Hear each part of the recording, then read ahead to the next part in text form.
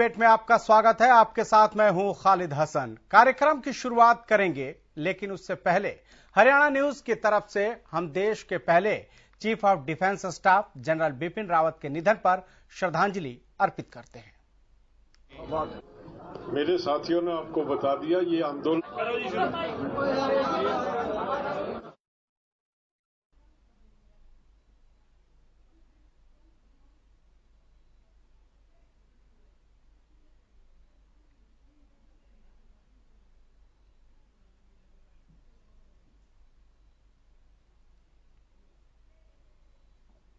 तो बिपिन रावत के निधन से पूरे देश में शोक की लहर है।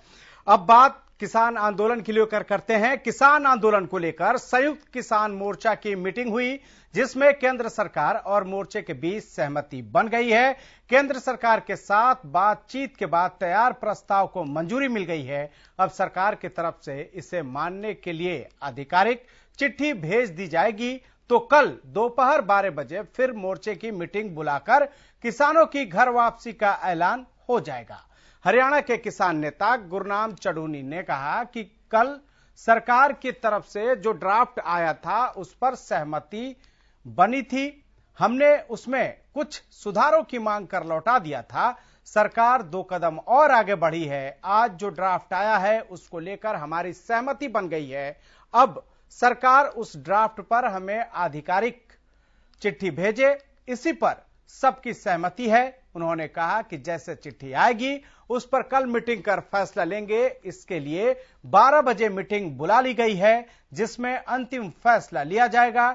तो वहीं किसान नेता राकेश टिकैत ने भी कहा कि सरकार ने जो ड्राफ्ट भेजा था उसे सर्वसम्मति से पास कर दिया गया है। इस ड्राफ्ट के अनुसार मृतकों को 5 लाख का मुआवजा राज्य सरकार देगी। वहीं राज्य सरकार भी किसानों का केस वापस लेगी। अब इसे सरकार को वापस भेजा गया है। जैसे ही सरकार आधिकारिक तौर पर इसे जारी कर देगी तो आंदोलन खत्म करने का ऐलान कर दिया जाएगा। इसी दौरान हरियाणा सरकार ने भी किसानों को मुआवजे के तौर पर 5 लाख की मदद और केस वापस लेने पर सहमति दे दी है। केंद्र सरकार ने भी सभी केस वापस लेने पर सहमति दी है। केंद्र एमएसपी कमेटी में सिर्फ मोर्चे के नेताओं को रखने की बात भी मान ली है।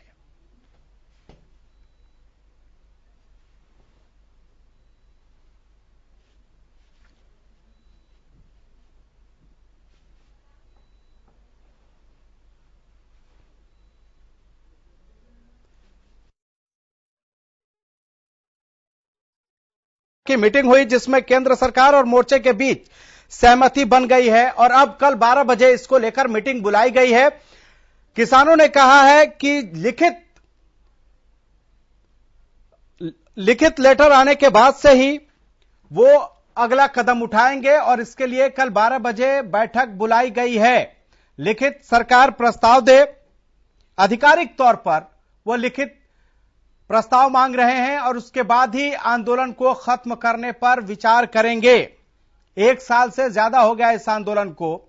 19 नवंबर को गुरु पर्व के मौके पर प्रधानमंत्री नरेंद्र मोदी ने 3 कृषि कानूनों को वापस लेने का ऐलान किया था और 29 नवंबर को संसद के शीतकालीन सत्र के पहले ही दिन दोनों ही सदनों से पास करा के वापस ले लिया गया।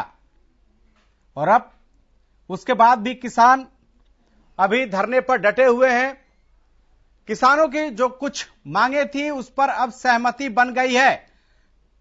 किसानों ने कहा है कि सरकार इस पर आधिकारिक तौर पर उन्हें चिट्ठी भेजे।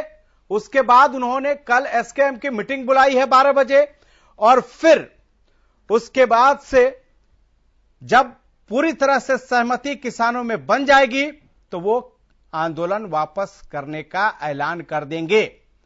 पहले जिस तरह से बातचीत के लिए सरकार की ओर से तारीख पर तारीख दिए जा रहे थे, उसी तरह से अब आंदोलन वापस लेने को लेकर भी किसान चाहते हैं कि जब तक पूरी तरह से उनकी बात नहीं मान ली जाती तब तक वो वापस नहीं लौटेंगे। और जिस तरह से कयास लगाए जा रहे थे कि आज ये आंदोलन खत्म हो जाएगा, लेकिन अब कल मीटिंग बुलाई गई है दोपहर 12 बजे जिसमें आम सहमति के बाद से किसान कोई बड़ा फैसला लेंगे। किसान आंदोलन खत्म करने पर कल मीटिंग कर सकते हैं, उसमें अंतिम फैसला लेने की बात भी किसानों ने कही है।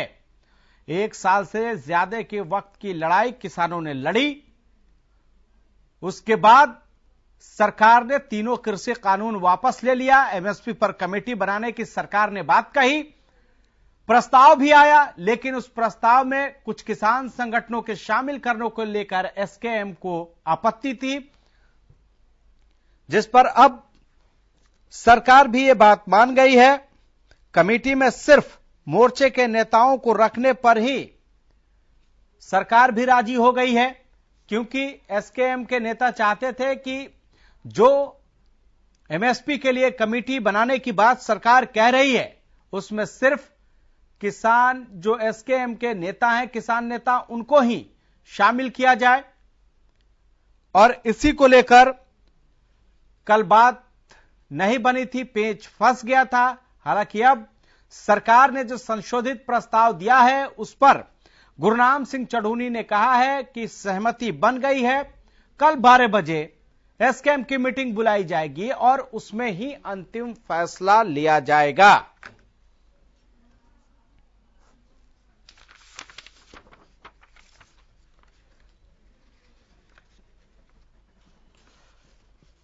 और इसी पर हमारे साथ हमारे मेहमान जुड़ चुके हैं, आपका तारुफ करवा देते हैं। सतीश नंबरदार, महासचिव भाक्यू के हमारे साथ जुड़ गए हैं, और विजेंद्र रेणु, प्रवक्ता इनेलो के हमारे साथ जुड़ गए हैं। सर, आप दोनों का स्वागत है। लेकिन सबसे पहले बात सतीश नंबरदार जी से शुरू करते हैं। सतीश जी, उम्मीद जताई जा रही थी कि आज किसान जो है वो आंदोलन वापस ले लेंगे, लेकिन अब फिर अगली मीटिंग कल बुलाई गई है। क्या कुछ इस लग रहा है आपको कि क्या कल की जो मीटिंग है उसमें कोई फैसला हो सकता है, अंतिम फैसला वापसी पर विचार हो सकता है? खालिद भाई, सबसे पहले तो आज जो देश ने सपूत खोए हैं पूरे किसान समाज की तरफ से, उनको श्रद्धांजलि और पूरे उनके परिवार को संवेदना। रही बात कल किसान आंदोलन की, किसान आंदोलन तो आज ही खत्म हो जाता, लेकिन एक मेरे जो यूपी के भाई हैं वे इस तरह के अड़ंगे डाल रहे हैं किसान आंदोलन लंबा चले, क्योंकि हरियाणा का और पंजाब का किसान की मांगे मान ली गई है, मुकदमे वापस हो गए। हरियाणा सरकार ने बोल दिया और पंजाब सरकार ने भी, और केंद्र में बैठी भाजपा की सरकार ने भी आज मुआवजे का औपचारिक तौर पे बोल दिया, और उन्होंने अपना लिखित समझौता भी कर दिया, भेज दिया। लेकिन मेरे जो यूपी के भाई कि जो आज राजनीतिक महत्वाकांक्षा में इस तरह के अर्थगलन बयान देकर किसानों को उकसाने का काम कर रहे हैं, लेकिन आज हरियाणा और पंजाब का, पूरे देश का किसान इस बात को समझ चुका है। अब माननीय प्रधानमंत्री ने जो तीनों कानून वापस लिए हैं उनका स्वागत हो, और जो मांग मानी गई है अब शांति के साथ अपने घर वापसी करनी चाहिए। बिल वापसी तो घर वापसी, क्योंकि ये मुकदमे इस कानून से आए थे, और इस कानून में जो लोगों की शहादत होने का काम हुआ था, आज सरकार ने प्रेम दिखाते हुए किसानों से वे सारी मांगे मान ली, तो अब कल घर वापसी पूर्ण तो अच्छी हो जाएगी और किसान खुशी खुशी अपने घर लौटने का काम होगा। जी, खुशी खुशी किसान घर लौटेंगे। विजेंद्र रेणु जी, जिस तरह से सतीश नंबरदार जी कह रहे हैं कि खुशी खुशी किसान अब लौटने के लिए तैयार है, इनेलो कैसे देखती है इसको?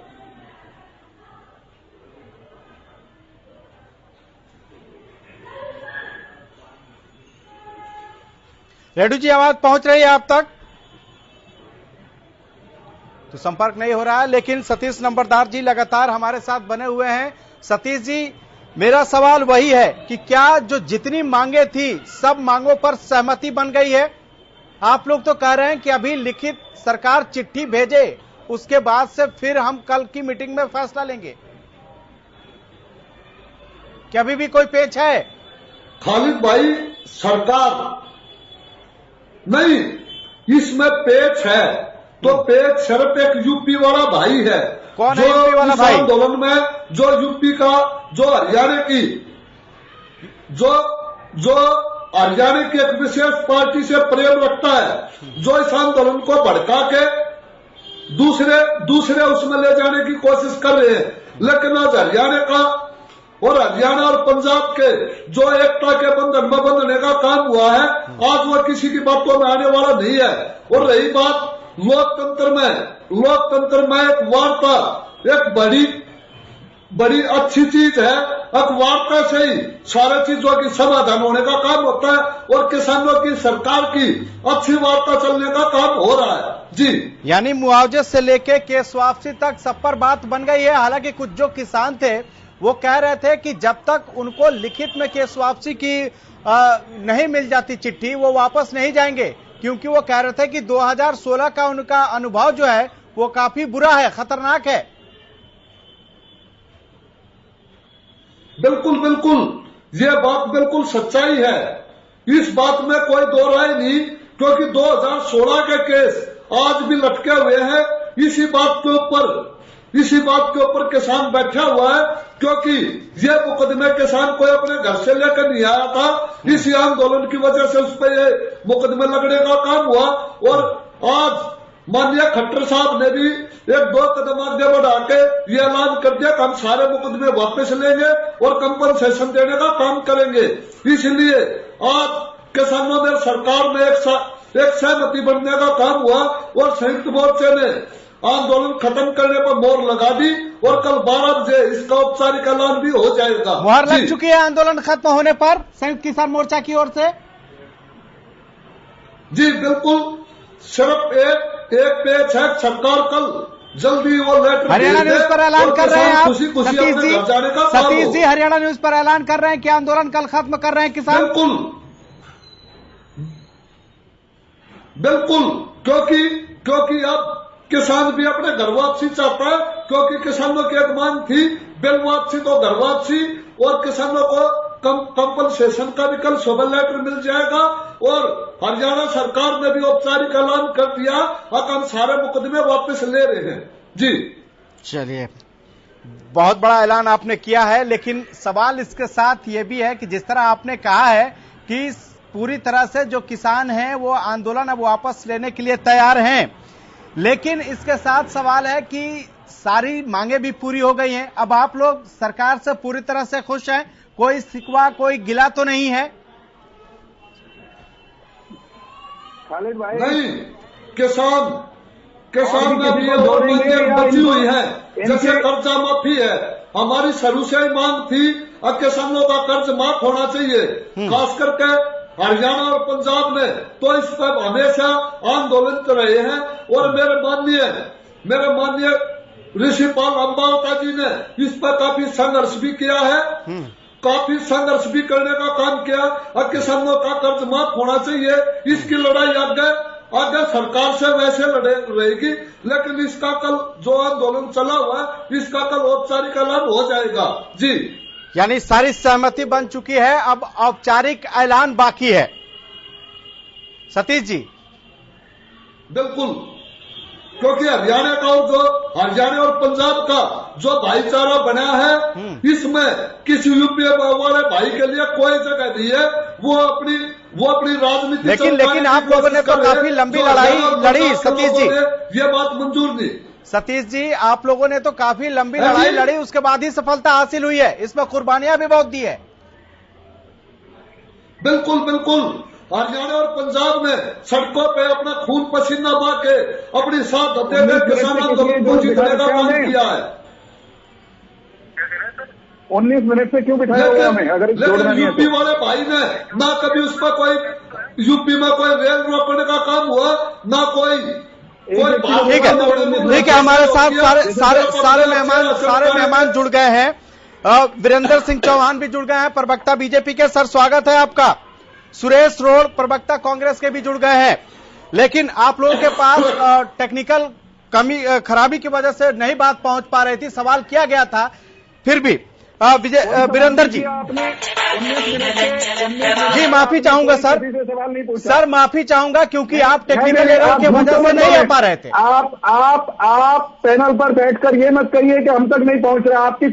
आपका एक एक वाक्य सुन रहा हूं 19 मिनट सर। आप सुन रहे, कमांड भी कोई चीज होती है, मुझे कमांड मिलता है तभी। सर रुके sir please please please please पहले मेरी बात सुनिए, पहले मेरी बात सुनिए। मैं आपको रिस्पेक्ट के तौर पे आपसे बात कर रहा हूं और आप अनाप शनाप बोले जा रहे हैं। वीरेंद्र जी, आप अनाप शनाप बोल रहे हैं। कमांड यहाँ आती है, कमांड यहाँ आती है। वीरेंद्र जी, आपको बात करने का मन नहीं है, लग रहा है कि आपको बात करने का मन नहीं है, इसलिए आप ऐसी बातें कर रहे हैं। आपके अलावा और भी गेस्ट है वीरेंद्र जी, आपके अलावा और भी गेस्ट है। वीरेंद्र जी मेरी बात सुनिए, वीरेंद्र जी आपके अलावा और भी गेस्ट है। मेरी मजबूरी थी कि मैं आपको या बाकी गेस्ट को नहीं ले पा रहा था। ये हो क्या रहे हैं आपको सर? आप कह रहे हैं कि हमारे तक आवाज नहीं पहुंच रही। मैं तो शुरू से सुन रहा हूं आपको। आप सुन रहे होंगे ना सर, आप सुन रहे होंगे। वन में भी हो सकता है, आप सुन रहे होंगे। आप पढ़े लिखे आदमी है, प्रोफेसर है, फिर बात को नहीं समझते आप। कभी फोन पे बात किया आपने? वन में हो जाता है, दूसरे की आवाज नहीं आती है। आप क्या बात करते हैं वीरेंद्र? बोलिए पैनल पर बैठकर। पैनल पे नहीं, मैं एंकर हूं। डिबेट को डिबेट हेलो सर, डिबेट पर सर जी को डिबेट की तरह चलाइए। वीरेंद्र जी, मैं एंकर बोल रहा हूं। होना नहीं होता। खैर वीरेंद्र जी, सवाल का जवाब दीजिए। मतलब थानेदारी वीरेंद्र जी, सवाल का जवाब दीजिए बस। उससे बहुत ज्यादा आपसे बात करने की जरूरत नहीं है। आप सुनने के लिए तैयार नहीं है, आप सुनने के लिए तैयार नहीं है, आप सुनने के लिए तैयार नहीं है। खैर, आप तो आप खुश है ना, किसानों ने आंदोलन वापस लेने का ऐलान किया है। कल ऐसा औपचारिक ऐलान होगी, लेकिन नंबरदार साहब हरियाणा न्यूज पे कह रहे हैं कि कल वापसी हो जाएगी। बहुत सुखद बात है कि ये आंदोलन जो इन कृषि सुधार कानूनों के विरुद्ध शुरू हुआ था, उन कानूनों की वापसी के साथ जिसको तुरंत वापस हो जाना चाहिए था, अंततः आपके चैनल पर बैठकर आंदोलनकारियों के प्रतिनिधि ये बात कह रहे हैं कि कल वे आंदोलन को विधिवत वापस ले रहे हैं। ये अपने आप में सभी नागरिकों के लिए भी, किसानों के लिए भी, जिसमें वो किसान भी शामिल हैं, अधिकांश वो किसान या किसानों का बड़ा तबका जो इन कानूनों से दुखी नहीं था, परेशान नहीं था, इसमें वो भी शामिल हैं जो आंदोलन कर रहे थे। मैं ये समझता हूं सबके लिए ये सुखद सूचना है। एक महत्वपूर्ण बात जो सतीश जी के मुंह से निकली और उन्होंने 2 बार वो दोहराई है, वो ये कि अभी भी आंदोलनकारियों की लीडरशिप में ऐसे कुछ तत्व हैं जो राजनीतिक कारणों से इस आंदोलन को लटकाने का कोई ना कोई बहाना ढूंढ रहे हैं, लंबा चलाने का बहाना ढूंढ रहे हैं। हमारा ये कहना है कि ऐसे तत्वों को, आंदोलन की लीडरशिप को दरकिनार करना चाहिए, उनको बाहर का रास्ता दिखाना चाहिए। और क्योंकि सरकार ने, प्रधानमंत्री जी ने सदाशयता दिखाकर तीनों कृषि कानूनों को वापस लेने की पहले घोषणा की, फिर संसद से विधिवत उनकी वापसी हो गई, आंदोलनकारियों की अधिकांश बातें मान ली गई हैं। अब जल्द से जल्द, यानी कल दोपहर में हो सके तो कल दोपहर में वापसी का सिलसिला, कल 12 बजे मीटिंग बुलाया है किसान मोर्चा ने। ठीक है सर, बाकी और गेस्ट को भी ले लूं जरा। विजेंद्र रेड्डू जी, आवाज पहुंच रही है? पहले भी मैं आपके पास आया था लेकिन आपने कोई रिप्लाई नहीं किया। हाँ, वो आवाज जी आ रही थी जी जी जी। तो देखिए, अभी मैंने सुना, इससे पहले तो मैं नहीं सुन पाया किसी को भी। मैंने सुना, इससे पहले तो मैं नहीं सुन पाया किसी को भी। लेकिन देखिए, मैं कहूंगा कि ये हिंदुस्तान के लिए बड़ी ही खुशी की बात है। हिंदुस्तान में 20 और 21 में 2 बड़ी बीमारियां आई। सबसे पहले कोरोना की बीमारी आई और उसके साथ साथ ये आंदोलन वाली बीमारी सरकार ने खड़ी करने का काम किया। एक प्रकृति की तरफ से बीमारी आई थी, सरकार ने पैदा की थी।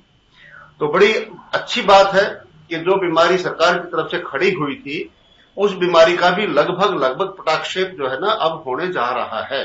लेकिन फिर भी सरकार, अब मैं तो ये भी कहूंगा कि 19 तारीख को जब माननीय प्रधानमंत्री जी ने 3 कानून वापस लेने की घोषणा की थी, उसी दिन या उससे अगले दिन भी ये समाप्त हो सकता था। क्योंकि किसानों ने जिस प्रकार से अपनी मांगे रखी हुई थी, 6 मांगों का ड्राफ्ट बनाया था, 1 मान ली थी, 5 शेष थी। पांचों की पांचों मांगे इस आंदोलन जनित मांगे थी, आंदोलन के कारण ही वो मांगे पैदा हुई थी।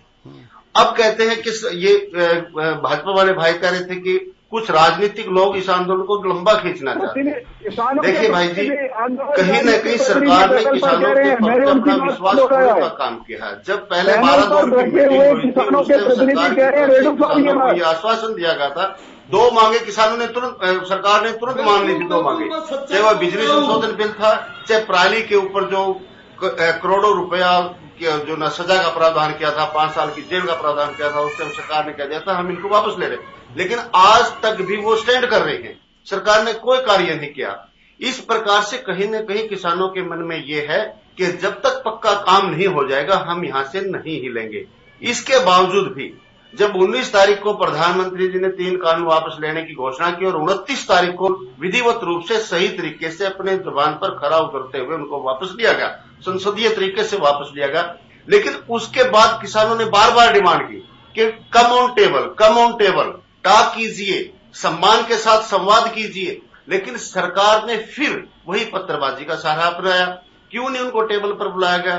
क्यों इतने दिन और फालतू किसानों को बिठाया गया? और आज भी ये लोग कह रहे हैं कि कुछ राजनीतिक लोग इस आंदोलन को लंबा खींचना चाहते हैं। अरे आप मौका क्यों देते हो? आपके हाथ में कलम है, आपके हाथ में ताकत है, क्यों आप दूसरे दलों को मौका देने का काम कर रहे हो? क्यों एक सच्ची नीयत के साथ इसको आप समापन क्यों नहीं करवाने का काम कर रहे हो? तो मैं ये भी मानता हूँ कि सरकार ने अपना पूरा जोर लगाया।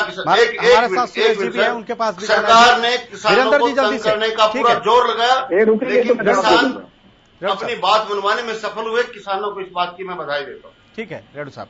वीरेंद्र जी जल्दी से। खालिद भाई, जब कृषि कानून वापस लेने की प्रधानमंत्री ने घोषणा की तो उन्होंने स्पष्ट रूप से कहा कि 3 कृषि कानून किसानों की बेहतरी के लिए बनाए गए थे और देश के अधिकांश किसानों को ये कानून रास आए। वे इससे न परेशान थे न दुखी थे। किसानों के एक तबके को हम समझा नहीं पाए उनकी भावनाओं को देखते हुए और कुछ अन्य कारणों जो कि राष्ट्रीय हित के दृष्टि से इस बात को छोड़ दो कि आप समझा नहीं पाए। जिनको आप समझा पाए थे वो कहाँ है? वो दिखा दो। आप एक एक करके सर बात रखिए अपनी। आप जिनको समझा पाए थे वो कहाँ धड़ा है आपका? कोई भी किसान इससे सहमत नहीं था। ठीक है सर, आप जबरदस्ती थोप रहे थे। रेड्डू वीरेंद्र जी बोलिए, बात रखिए। प्रधानमंत्री नरेंद्र मोदी जी ने कानूनों को वापस लेते हुए स्पष्ट रूप से कहा था कि ये कानून किसानों की बेहतरी के लिए बनाए गए थे। देश के अधिकांश किसानों को इन कानूनों से कोई परेशानी नहीं थी, लेकिन देश हित में और आंदोलनकारी किसानों के तबके की भावनाओं को ध्यान में रखते हुए वे कानूनों की वापसी कर रहे हैं। तो मैं फिर से दोहराना चाहता हूं प्रधानमंत्री जी की बात, ये कानून कोई बीमारी नहीं थे। ये कानून देश के किसानों की बेहतरी का मार्ग प्रशस्त करने का एक तरीका था। उसकी तरफ बढ़ाए गए सरकार के महत्वपूर्ण कदम थे जिन्हें आंदोलनकारियों ने रोका है।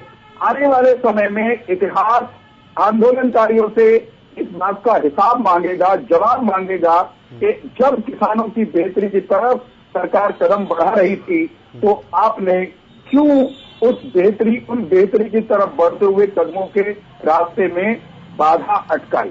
तो क्या वीरेंद्र जी मौका मिलेगा तो फिर लागू करेंगे? वीरेंद्र जी मौका मिलेगा तो फिर लागू करेंगे 3 कृषि कानून? सुनिए, हाँ मैं कहता हूँ ना, किसानों की बेहतरी के लिए जो कुछ भी करना होगा, किसानों की बेहतरी के लिए अब तक अनेक कदम सरकार ने उठाए हैं। आगे भी किसानों के हित में हर संभव उपाय करने के लिए ये सरकार प्रतिबद्ध है, कटिबद्ध है। एक बात बार बार हमारे प्रतिपक्षी दल के मित्र ने कही कि हम कह रहे हैं कि इस आंदोलन में कुछ राजनीतिक तत्व हैं। खालिद भाई, आपके पैनल पर बैठे हुए किसानों के आंदोलनकारी किसानों के प्रतिनिधि ने स्वयं कहा, उत्तर प्रदेश के एक सज्जन हैं जो राजनीतिक महत्वाकांक्षा के चलते ऐसा कर रहे हैं। हम तो पहले दिन से कह रहे थे कि इस आंदोलन में, एक क्षण दे दीजिए मुझे, इस आंदोलन में, सुरेश जी से भी जरा सा रिएक्शन ले लें। सर आधे घंटा हो गया, आप 19 मिनट में आप 19 मिनट पे नाराज हो रहे थे, वो तो आधे घंटे से इंतजार। आपने मुझे आधा घंटा दे दिया क्या? एक वाक्य तो पूरा करने। सर जरा आधे घंटे से वो भी इंतजार कर रहे हैं, उनसे भी एक रिएक्शन ले लेते हैं। आप मेरा वाक्य तो बीच में मत काटिए भाई। ठीक है, मेरा उत्तर तो पूरा होने दीजिए, मैं छोटी सी बात क्या लेने दीजिए। जल्दी से सर, जल्दी से। मैं सिर्फ ये कह रहा हूं कि हम पहले दिन से कह रहे थे कि चाहे पंजाब के कुछ तत्व हों, चाहे उत्तर प्रदेश के हों, चाहे हरियाणा के भी कुछ ऐसे तत्व हों जो विशुद्ध राजनीतिक कारणों से इस आंदोलन में घुसे हुए थे, आज भी उनके मन पर सांप लौट रहा है कि आखिर ये कानून वापस क्यों हो गए, ये आंदोलन खत्म होने की तरफ क्यों बढ़ रहा है। ये सब तो सक्रिय हैं। अब आप देखेंगे जब सुरेश रोड जी आएंगे तो वो कहेंगे ना भाई यूं तो नहीं, वो आंदोलन तो खत्म नहीं होना चाहिए। सुरेश जी, उनमें कांग्रेसी भी थे, वामपंथी भी थे, खासतौर पर। सुरेश जी, क्या आप हमारे साथ बने हुए हैं? वीरेंद्र जी जो कह रहे थे उसका आप जवाब दे दीजिए, सवाल हमें खुद करने की जरूरत नहीं है, सुना ही होगा आपने। मैं इन्हीं की बात का जवाब देता हूं। कांग्रेस पार्टी परम पिता परमात्मा का धन्यवाद करती है जिसने हमारे माननीय प्रधानमंत्री श्री नरेंद्र मोदी को सद्बुद्धि प्रदान की। हम धन्यवाद परम पिता परमात्मा का करते हैं और परमात्मा से आगे ये भी उम्मीद रखते हैं कि समय रहते आगे इनको सद्बुद्धि देते रहना, ये इस तरह का अनर्थ दोबारा न कर दें देश की जनता के ऊपर। वीरेंद्र जी से मैं बिल्कुल अब तो कानून वापसी हो गई है ना सर? सुरेश जी, अब तो कानून वापस कर दिया है सरकार ने, वापस ले लिया है सरकार ने, वापस ले लिया। इसीलिए परम पिता परमात्मा का धन्यवाद कर रहे हैं जिनको सद्बुद्धि मिली है। अब तो स्वागत करना चाहिए सरकार के इस कदम का आप लोगों को भी। मैं कर तो रहा हूँ, मैं परम पिता परमात्मा का धन्यवाद करता रहा हूँ। सरकार अगर समय रहते करती इतना अनर्थ नहीं होता, तो किसानों की हिफाजत नहीं होती। और दूसरी बात, जैसे मेरे साथी वीरेंद्र जी चौहान साहब कह रहे थे कि इसमें ये किसानों के हित में था, कुछ समझा नहीं पाए। इनकी बात इनकी पार्टी की राष्ट्रीय नीति से मेल नहीं खाती। खुद नरेंद्र मोदी जी ने माफी मांगी है, गलती स्वीकार की है और ये इस तरीके से पेश कर रहे हैं कि कुछ आंदोलनकारी किसानों के लिए, अगर नरेंद्र मोदी जी ने आंदोलनकारी किसानों के आगे घुटने टेक दिए तो एक अच्छे प्रधानमंत्री की यह भी निशानी नहीं होती। इनकी बात नरेंद्र मोदी जी खुद कह रहे हैं गलती हुई है, आप उसको कम से कम आप समय रहते देर आए दुरुस्त आए, अगर उन्होंने मानी ली तो कम से कम एक तरफा तो लगने तो बात को चौहान साहब, आप भी इनकी नरेंद्र मोदी जी की कब्र खोद के मानोगे। आप कोई भी बात है कि नरेंद्र मोदी आपको दिखने देते। प्रधानमंत्री जी को आधा सुना आपने क्या? जब वो ये कह रहे थे कि कानून किसानों के हित में थे, वो बात आपके कानों में नहीं पड़ी क्या? आप भी राहुल गांधी के सोच के स्तर पर चले गए? आपका अर्जुन भी राहुल गांधी के बराबर हो गया क्या? चौहान साहब, जिनको आपकी बातें समझ में आती हैं, जो कंफ्यूजिंग बातें करते हैं, याद नहीं करते हैं। अरे प्रधानमंत्री जी ने क्या कहा? प्रधानमंत्री जी ने ये कहा हम किसानों के एक तबके को नहीं समझा पाए, ज्यादातर किसान इन कानूनों से खुश थे, कानून किसानों के हित में थे। ये बात आपको सुनी नहीं? क्या आपके कानून क्या उस समय कान बंद थे? सुरेश जी ऐसा नहीं हो सकता ना। आज बात सुनो आपको। तो क्या सुरेश जी, वीरेंद्र जी, क्या कुछ किसानों की वजह से ही ये फैसला वापस लिया गया है? जब ज्यादातर खुश थे तो कुछ किसानों की वजह से फैसला वापस लिया, वही मैं कह रहा हूँ। ये भी ऐसे मैं उत्तर दे देता हूँ। ठीक है, बोलिए वीरेंद्र जी। प्रधानमंत्री जी ने कहा कि किसानों के हित में कानून बनाए थे, देश हित में कानून वापस ले रहा हूँ। रेड्डी जी आपके पास आते हैं, रेड्डी जी आएंगे आपके पास। जरा वीरेंद्र जी की बात पूरी हो जाने दीजिए, बोलिए वीरेंद्र जी। प्रधानमंत्री जी ने बहुत सटीक और स्पष्ट शब्दों में कहा, इनको बीच में बोलने से रोक दीजिएगा। ठीक है। प्रधानमंत्री जी ने बहुत सटीक और स्पष्ट शब्दों में कहा था अपनी बात करते हुए कि किसान के हित में कानून बनाए थे, देश के हित में वापस ले रहा हूं। जिस तरह से इस आंदोलन के कारण माहौल खराब हुआ, तनाव पैदा हुआ और विपक्ष ने किसानों को गुमराह करके, किसानों के एक तबके को गुमराह करके राजनीतिक रोटियां सेकने का सिलसिला, उसको थमने नहीं दिया। कांग्रेस के नेता तो यहां तक हरियाणा में कहते हुए खालिद भाई वीडियो पर रिकॉर्ड हो गए कि इस आंदोलन के सहारे हमें मरी हुई कांग्रेस को जिंदा करना है, चाहे उसके लिए दारू पिलानी पड़े आंदोलनकारियों को, चाहे घी भेजना पड़े, चाहे पैसे देना पड़े। तो ये राजनीतिक भट्टी जो इन्होंने सुलगाई थी, देश में अस्थिरता का माहौल पैदा करने की जो कोशिशें हो रही थी, उनको नाकामयाब करने के लिए प्रधानमंत्री जी ने सदा शहता से ये निर्णय लिया।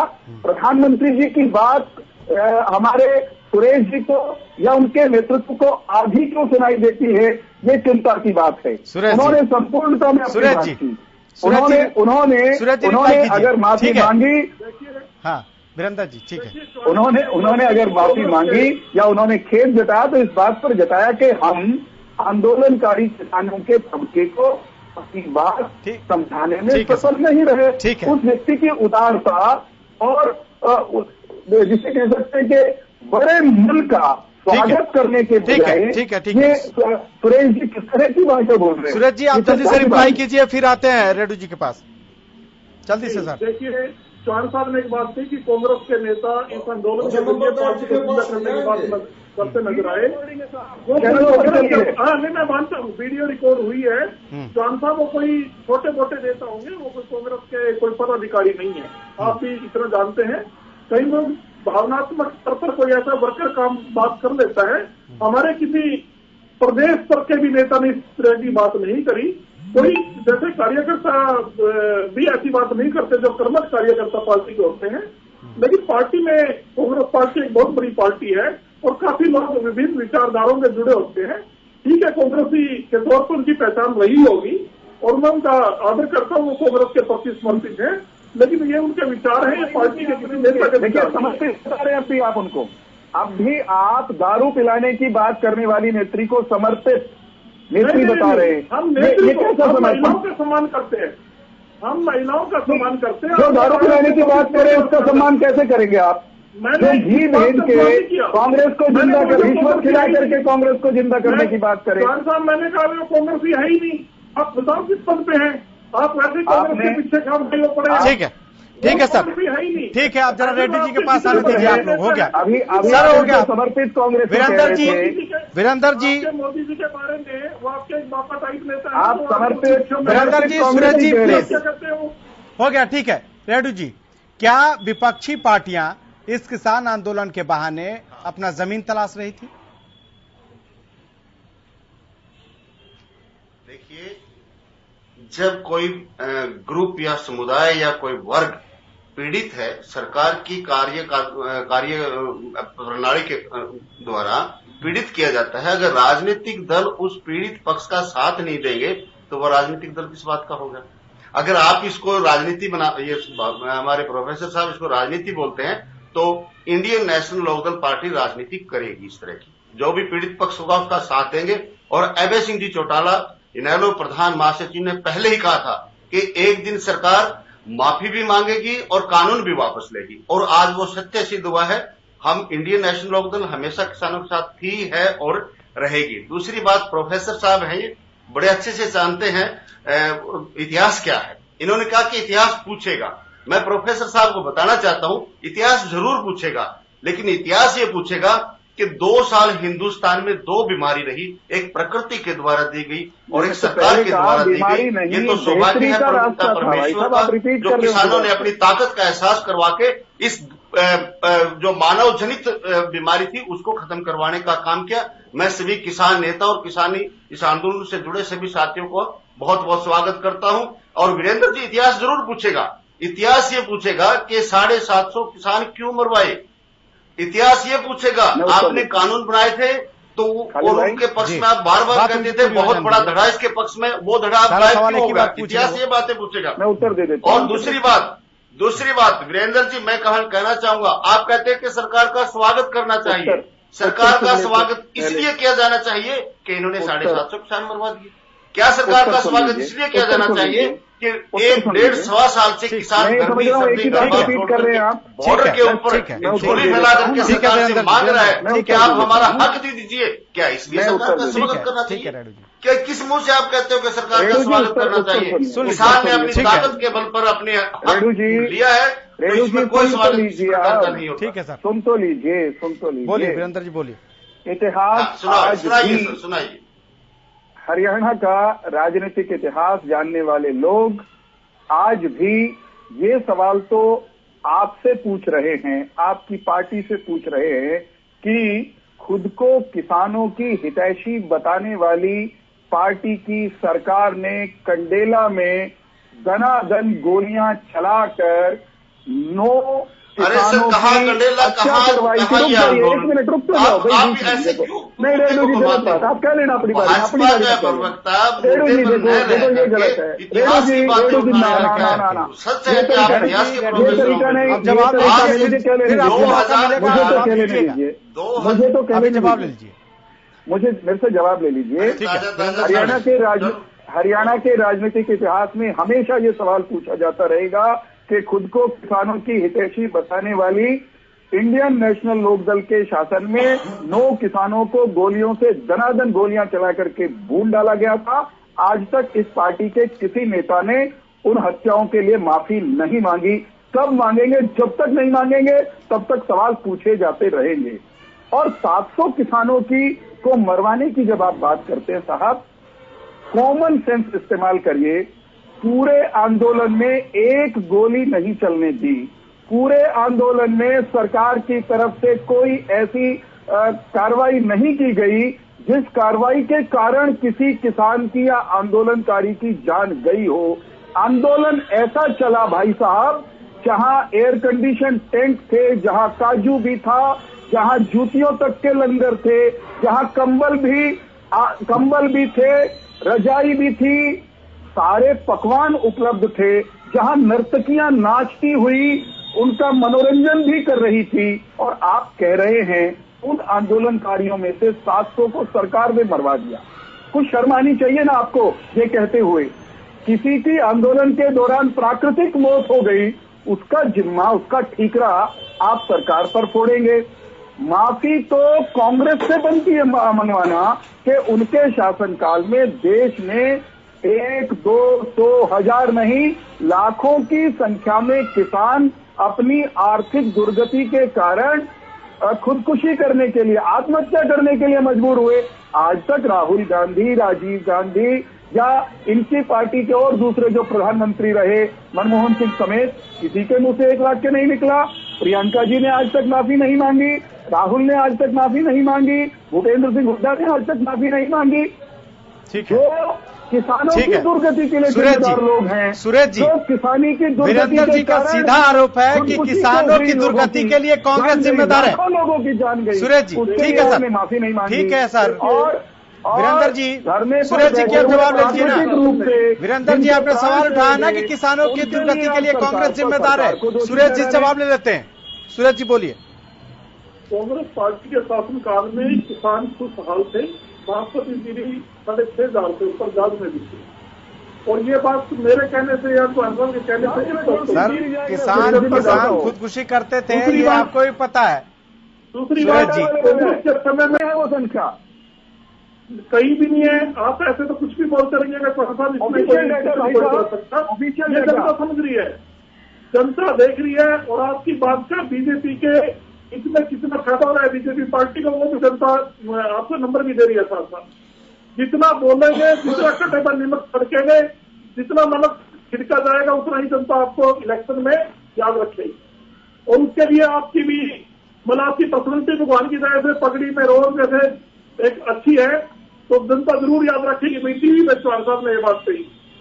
आपकी और मेरी बात को लोग जब आप और हम जनता के बीच में जाएंगे तब भी पूछेंगे कि आप सच बोल रहे थे कि या मैं सच बोल रहा था। कांग्रेस के टाइम में किसान खुशहाल था। लोग सुरेश जी लोग बहुत सारे हैं। उनने कांग्रेस का बेड़ा नीचे जोशी कांग्रेस न्यू कह दियो कि आंदोलनकारियों से दारू प्या के, घी प्या के, पीछे दे के जिंदा होंगे। सुनेगी जनता। आप स्वयं जानते हो सुरेश जी, आप तो सयाने आदमी हैं।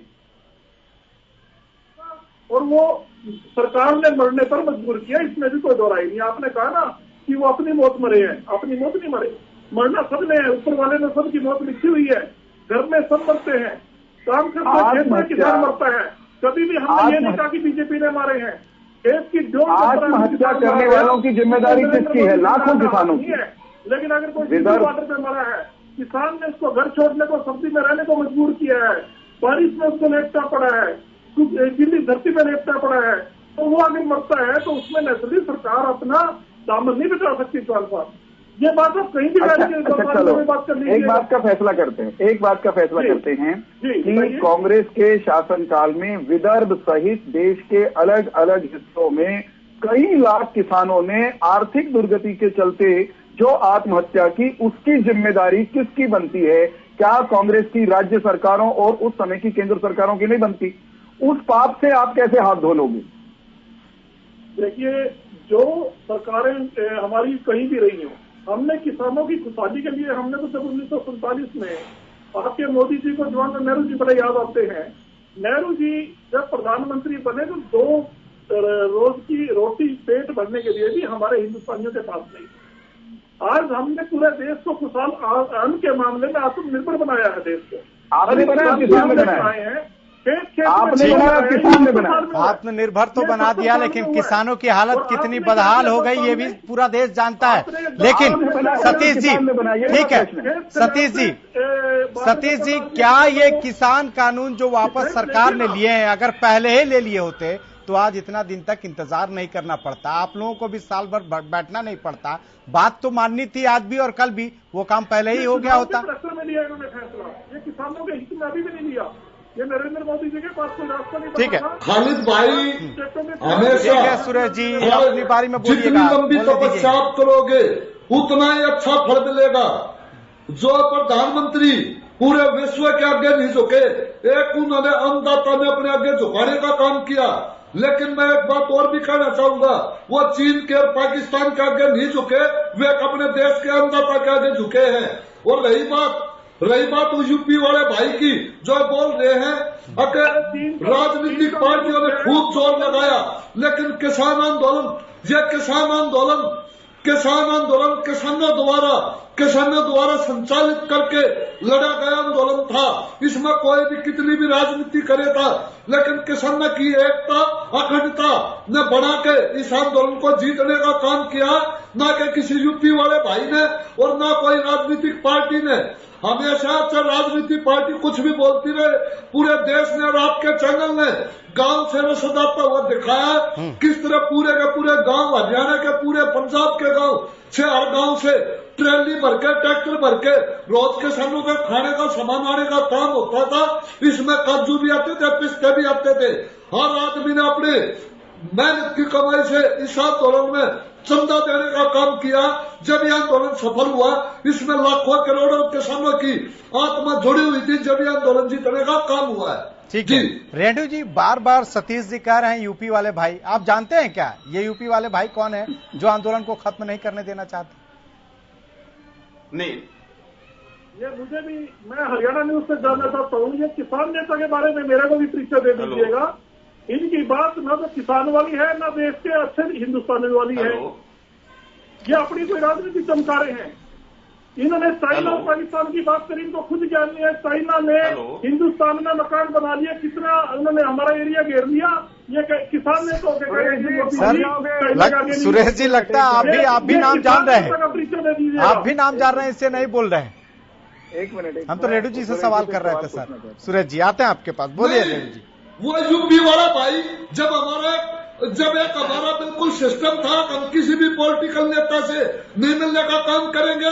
क्या करने गए थे वे? हरियाणा के पूर्व मुख्यमंत्री से मिलने, क्या गए थे बंगाल के मुख्यमंत्री से मिलने?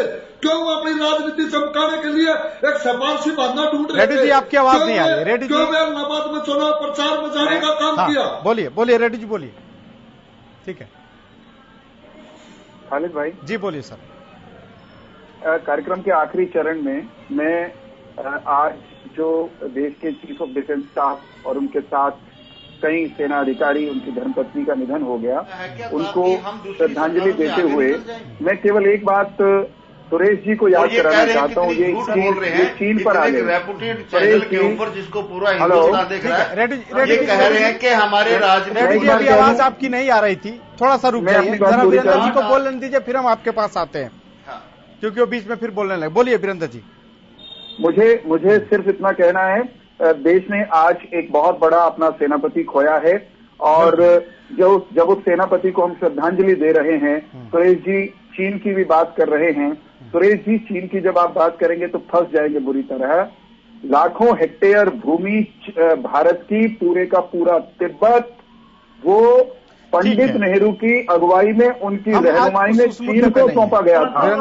भूलिएगा मत, देश भूला नहीं है, देश का नक्शा अधूरा है, देश का मानचित्र अधूरा है, आज भी देश का मानचित्र अधूरा है कांग्रेस के पापों के कारण। ये मत बोलिए, मत करिए चीन की बात, मत करिए चीन की बात।